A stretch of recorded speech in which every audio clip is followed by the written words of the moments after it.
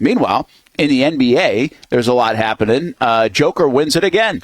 Joker won it again, man, and I think it's deservingly so, much to some of the haters out there. But you want to talk about, to me, the MVP. It's not just about being a scorer. All right, it's not just about being a facilitator. It's having your imprint on the game. And if you watch any basketball at all in the NBA, you know that nobody has their imprint more on a game than Joker, and it's simple as that. Whether it's scoring, whether it's running the pick and roll, whether it's facilitating. Defense, not so much, but you know what? That's why they have Defensive Player of the Year. But all the offensive contributions, yeah, man, it's Joker all day. So congrats to him for his third straight, I believe, right? Third. Or third. I don't know that third. I don't think it's great. Not third strike. It was his third MVP award.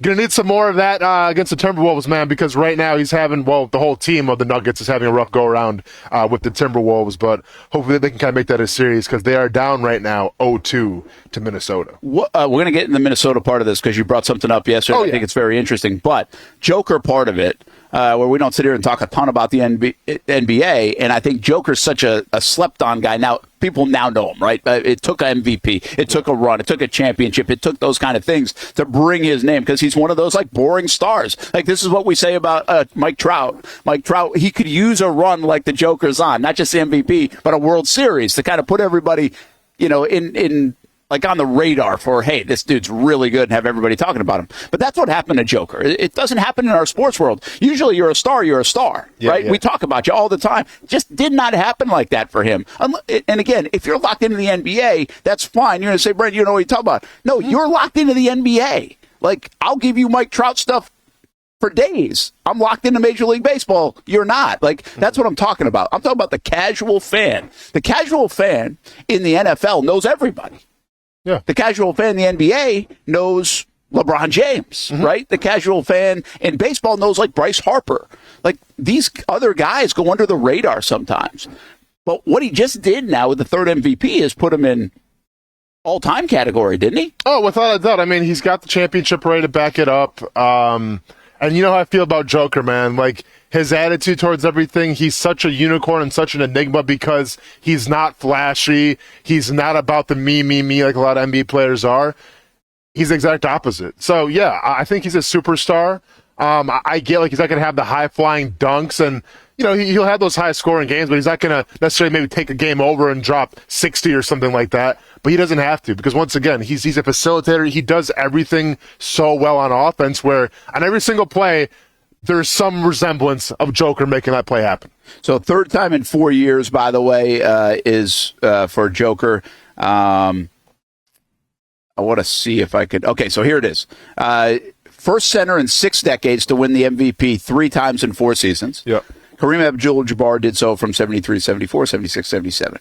Joker, also the 9th player in NBA history to win at least 3 MVPs. So 9 players now. Abdul-Jabbar had 6. Good trivia question. I think a lot of people would say Michael Jordan had the most, right? Yeah, that'd be the good. I should have asked. Jordan 5, Bill Russell 4, LeBron 4, Wilt Chamberlain, Moses Malone, Larry Bird, and Magic Johnson 3. Yeah. Moses Malone won 3 MVPs. Yeah. That would have been, if I had given you the list, would have been probably the hardest one to get. Moses Malone? Yeah. Well, yeah, I wasn't born, I don't think, so. Yeah, you were. Moses Malone? You were born the tail end of Moses Malone? I mean, I might have been, but I don't remember it if I was. I came in the MJ era, and it was, it was about that. I thought Bill Russell might have more of them, by the way, than 4. Okay. But he obviously 4 Jordan, so 6, 5, 4. So now, seriously, Joker has plenty of time left in him, right? I mean, This is his 9th year.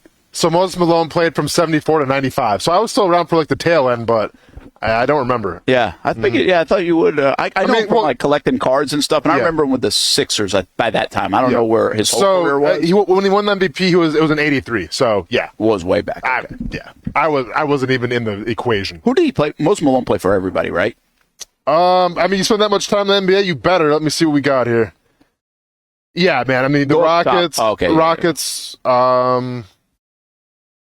Yeah, he played for a lot of teams. He did play for the Sixers. 76ers, right? Yep, nailed it. I actually remember Moses Malone probably more from card collecting days. As the Bullets, the Hawks. Yeah. So here's the deal. He's 29. By the way, he doesn't care about load management. He played in 79 games. That probably helps him with these awards too, right? Not worried about that.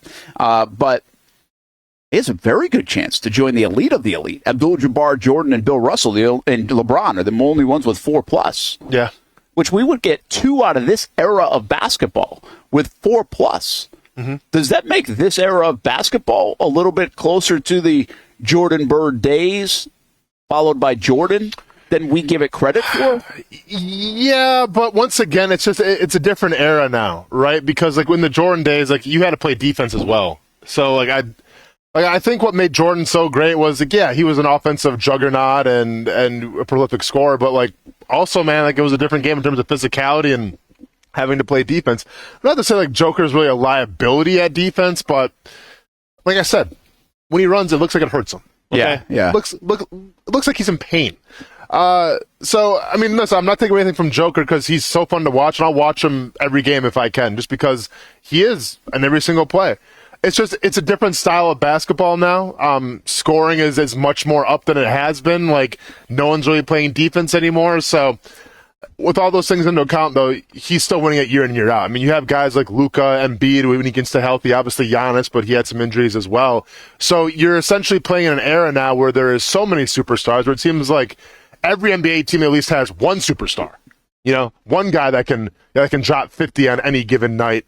So yeah, it's definitely a high criteria to get MVP. But once again, when you're a facilitator as well, when you have the vision like Joker has, that's what sets him apart. Yeah, and by the way, the guys that have won this award most recently the most times, LeBron too. To me, that's what separates LeBron.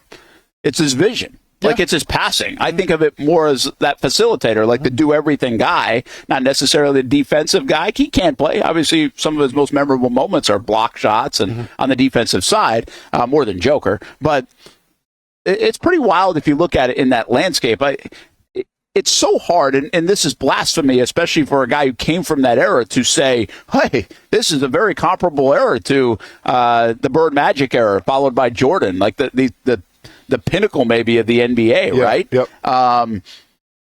But I'm not sure it's that far away. And I think it's a little different because you don't have like this one rivalry necessarily. It looked like we were building that a little bit with maybe a Durant versus LeBron or a Curry versus LeBron. But we have so many good players. And back then, we had a lot of good players, too. I think people dismiss it. You had the Dominique Wilkins of the world and other guys that didn't get as much love. Yeah. But they were really, really good players.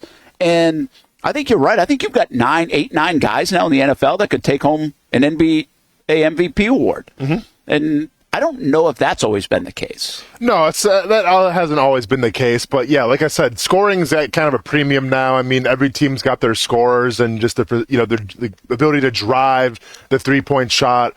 Every team's got their scorers. So we're seeing points night in. Like how many guys dropped 50 points this year?